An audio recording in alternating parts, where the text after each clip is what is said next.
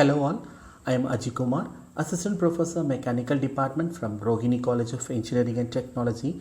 In this video, we are going to discuss about the subject Principles of Management. The subject code is MG8591. So we are going to discuss about the topic communication in this video. So first of all, we want to know what is communication. The exchange of information or passing of information, ideas or thought from one person to the other or from one end to the other is communication. According to McFarland, communication is a process of meaningful interaction among human beings. More specifically, it is a process by which meanings are perceived and understandings are reached among human beings. Newman and Summer define communication as an exchange of facts, ideas, opinion, or emotions by two or more persons. So the importance of good communication is increased efficiency in new technologies, improved quality of products and services, increased responsiveness to customers, more innovation through communication. So next we want to know the phases of communication process, that is transmission phase and feedback phase. Communication is the process of passing information from one person to another. The purpose of communication understands of information. Whatever one wants to say to someone should be clearly understood by him, else and very purpose of communication would be defeated. Communication thus helps understand people better, removing misunderstanding and creating clarity of thoughts and expression. It also educates people. The communication may be written or oral, formal, informal, and upward, downward, horizontal, diagonal, interpersonal, intrapersonal, interdepartmental, intra-organizational, and communication brings people together closer to each other. So here we want to know what is transmission phase of communication. For the beginning of the broadcast period, the dispatcher make a decision on the significance, that is the sequence of correspondent requirements to exchange a small number of expression. The dispatcher interpret the memo into secret message or verbal communication, a procedure called interpretations. Once programmed, a communication is broadcast from side to side and intermediate to the receiver. The intermediate is basically the passageway, such as telephone call or correspondence, during which a programmed memorandum is broadcast to a handset. So transmission phase, in which information is shared by two or more people. Then feedback phase of communication. The comment period is commenced by the handsets, which happen to the new dispatcher. The handset decides what communication to transmit to the innovative dispatcher, encodes it and transmit it through a chosen medium. The message might surround corroboration that the unique note was invalid and unspoken, or a rewarding of the original memo to make sure that it was perfectly understood, or a demand for supplementary in sequence. So feedback base, in which a common understanding is assured. So this is the most common way to communicate, that is by speaking or by writing or by visual images or by body language. So next we want to know the communication process, that is sender, message, encoding, noise, receiver, medium and decoding. Sender, person wishing to share information with some other person, that is sender. Message, what information to communicate. Encoding, sender translates the message into symbols or language. Noise refers to anything that hampers any stage of the communication process. Receiver, person or group for which the message is intended. Medium, pathway through which an encoded message is transmitted to a receiver. Decoding, critical point where the receiver interprets and tries to make sense of the message. So next we want to know about verbal and non-verbal communication. So verbal communication is perhaps the most obvious and understood mode of communication and is certainly a powerful tool in our communication toolbox. Put simply, verbal communication is the sharing of information between two individuals using words. While we typically focus on speech while talking about verbal communication, it's important to remember that writing is also a form of verbal communication. After all, writing uses words too. Imagine for a moment that you are a college student who is struggling with material in a class. Rather than simply giving up, you decide that you are going to ask your instructor for the guidance you need to make it through the end of the semester. Now you have a few choices for using verbal communication to do this. You might choose to call your instructor if they have provided contact information, or talk to them in person after class or during office hours. You may take a different approach and send them an email.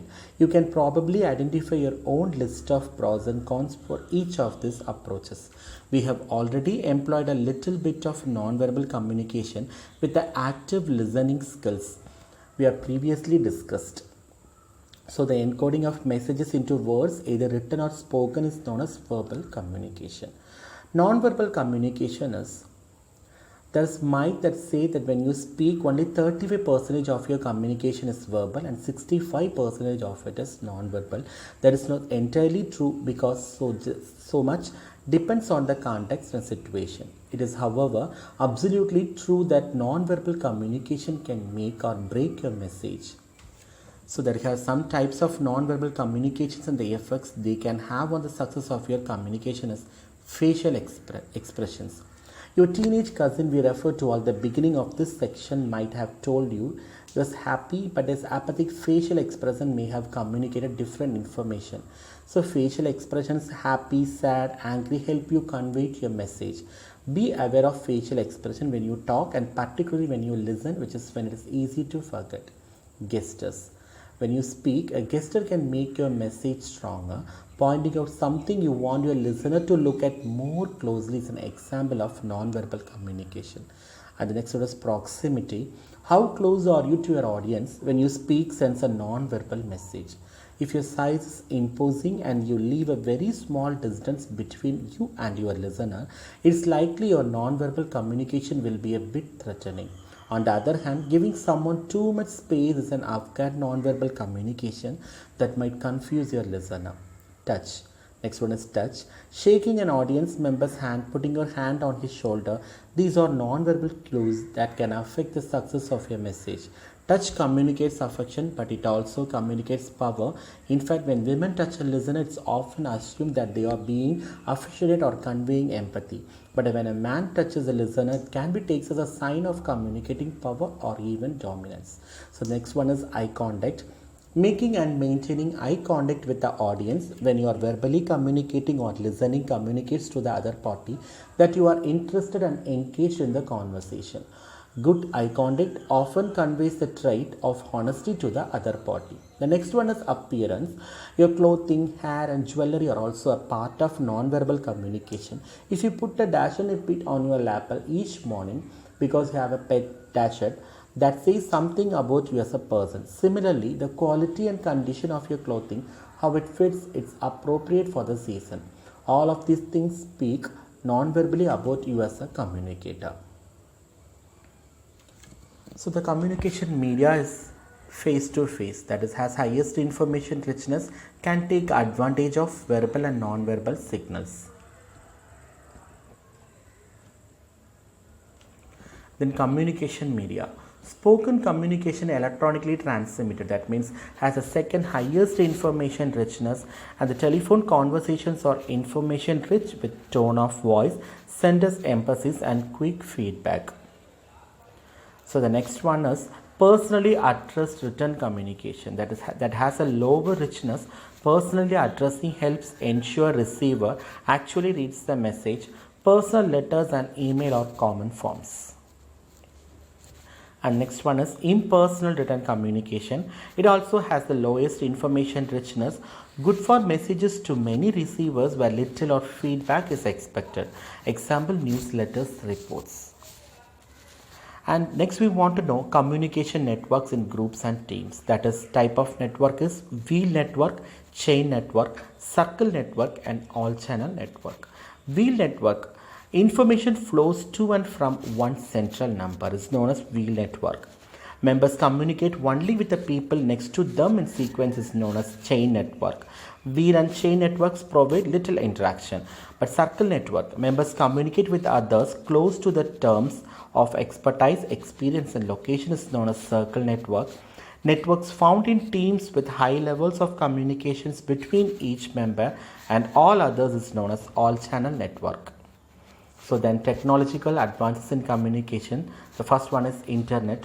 Global systems of computer networks that is easy to join and is used by employees to communicate inside and outside their companies. Is then World Wide Web, that is WWW, business district with multimedia capabilities.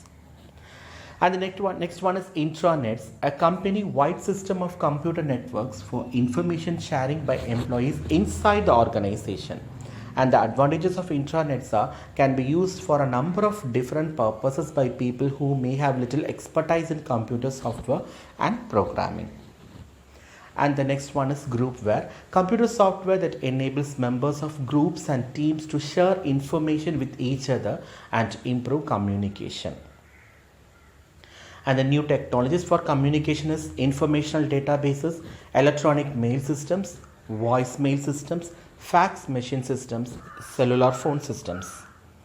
So next we are seeing about barrier to effective communication, that is messages that are unclear, incomplete, difficult to understand, messages with no provision for feedback, messages that are misunderstood, messages delivered through automated systems that lack the human element.